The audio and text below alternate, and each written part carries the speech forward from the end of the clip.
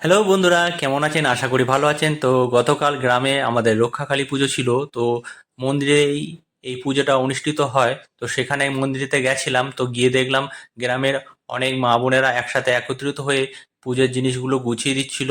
এবং এই পুজোটা অনেক রাতেই হয়। তো এখানে একটা পাঁঠাও নিয়ে আসা হয়েছিল। তো ওই পাঁঠাটাকে রাতে বলি দেওয়া হবে। কারণ এখানে বলি দেওয়ার পর ওই পাঁঠার মাংসকে গ্রামবাসী বৃন্দদের কাছে দেয়া হয় প্রসাদ হিসাবে। এটা এখনো আমাদের পুরনো প্রথা এখনো প্রচলিত এখানে আছে। তো রাত অনেক রাতেই পুজো হয়। তো আমরা পুজোয় সেখানে অংশ থাকতে পারিনি। তো পরে গিয়ে দেখলাম সকালে পুজোটা কমপ্লিট হয়ে গেছে। এবং আহ, পুজোর যে মানুষ, এই পুজোতে গ্রামবাসী বৃন্দরা অনেকেই মানসিক করে থাকে তাদের যেসব জিনিসগুলো দান করার উদ্দেশ্যে মানসিক করে থাকে, সেই দানের জিনিসগুলো এখানে ভরে এগুলোকে ছড়িয়ে দেওয়া হয়। কারণ আমাদের যে পুজোটা হয়, সেই পুজোটা হওয়ার পর মাকে সূর্য ওঠার আগেই আমাদেরকে নদীতে গিয়ে নিরঞ্জন করা হয়। এটাই বহু পুরনো দিন থেকে হয়ে আসছে।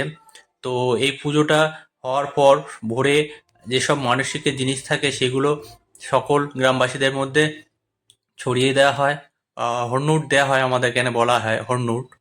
তো সেই হর্নুটটা হচ্ছিল, সবাই একত্রিত হয়ে সেই আনন্দ উপভোগ করছিল। তো কিছুক্ষণ পরে মাকে বার করা হবে এবং আস্তে আস্তে নিয়ে যাবে নদীর দিকে।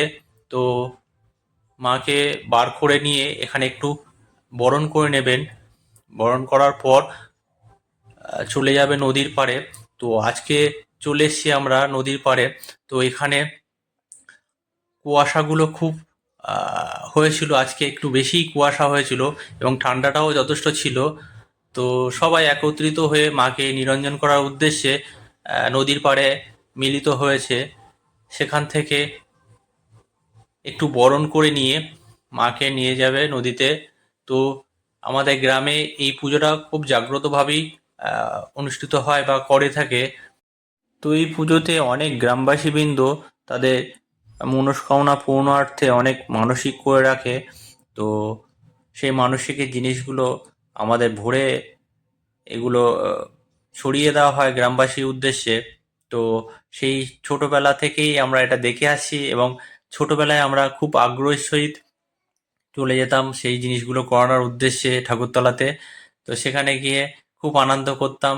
কিন্তু এখন সেরকমভাবে প্রত্যেক বছর আর যাওয়া হয় না। তো আজ এবছরে গিয়েছিলাম, তো খুব সেই দিনগুলোর কথা মনে পড়ছিল, খুব আনন্দ পেয়েছিলাম, খুব ভালোও লাগছিল। তো এখানে মাকে বরণ করা নেওয়া হচ্ছিল।